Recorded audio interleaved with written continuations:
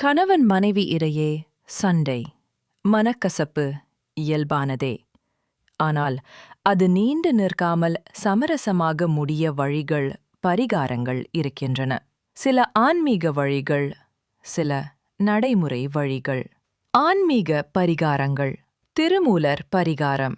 ஒவ்வொரு வெள்ளிக்கிழமையும் மாலை நேரத்தில் இருவரும் சேர்ந்து பசுமை துளசி மாலையை வைத்து திருமாலிடம் விஷ்ணு பிரார்த்தனை செய்யுங்கள். சந்திரன் சுக்கிரனம். சந்திரனுக்கும் திங்கட்கிழமை, சுக்கிரனுக்கும் வெள்ளிக்கிழமை தீபம் ஏற்றி வழிபடலாம். திருமண வாழ்வில் அமைதி வரும். பார்வதி பரமேஸ்வரர் வழிபாடு.